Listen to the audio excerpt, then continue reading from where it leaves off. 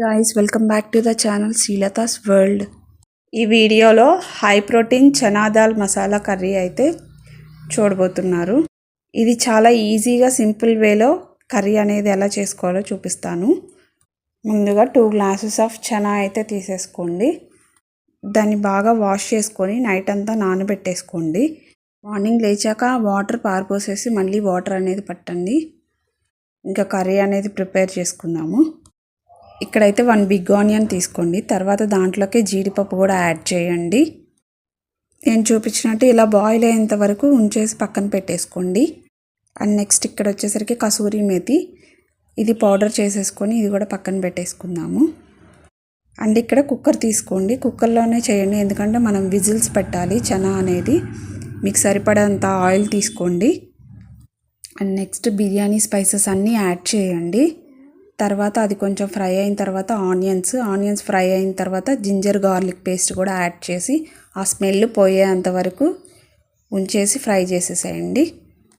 ఈ కర్రీ చాలా బాగుంటుంది, హై ప్రోటీన్ కూడా.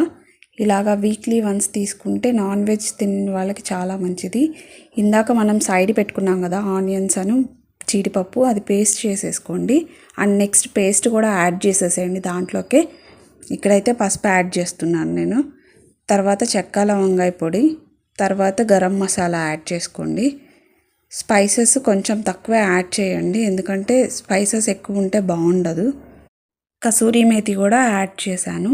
కొంచెం పచ్చివాసన పోయేంత వరకు ఈ పేస్ట్ని కొంచెం మగ్గనివ్వండి. తర్వాత మనం నానబెట్టుకున్న చనా అనేది దాంట్లో మిక్స్ చేసేసేయండి. దాన్ని కూడా ఆ చనా మసాలా అంతా పట్టేంత వరకు కొంచెం కలుపుతూ ఉండండి. కొంచెం మీడియం ఫ్లేమ్లోనే పెట్టండి, హైలో మాత్రం పెట్టకండి, అడుగంటుతుంది.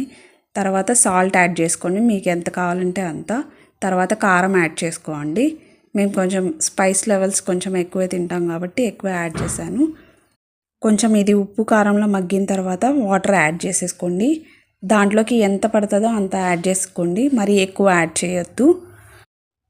కొంచెం ఆ వాటర్ అదంతా మిక్స్ అయ్యేంత వరకు బాగా కలపండి. బాగా కలిపిన తర్వాత విజిల్ పెట్టేసుకోండి. 5 to 6 విజిల్స్ అయితే కంపల్సరీ రావాలి. ఇంట్లో చిన్నపిల్లలు ఉన్న వాళ్ళైతే 5 to 6 విజిల్స్ కంపల్సరీ రానివ్వండి, ఎందుకంటే మెత్తగా ఉడికితేనే వాళ్ళకు కూడా బాగుంటాయి తినడానికి కర్రీ. అంతే అండి, కర్రీ అయితే ప్రిపేర్ అయిపోయింది. ఈజీ అండ్ సింపుల్ వేలో చూపించాను. నేను ఎక్స్ప్లెయిన్ చేసినంతసేపు కూడా పట్టదు. మీకు కనుక మా వీడియో నచ్చితే లైక్ చేయండి, షేర్ చేయండి, సబ్స్క్రైబ్ చేసుకోవడం మాత్రం అసలు మర్చిపోకండి. Thank you so much.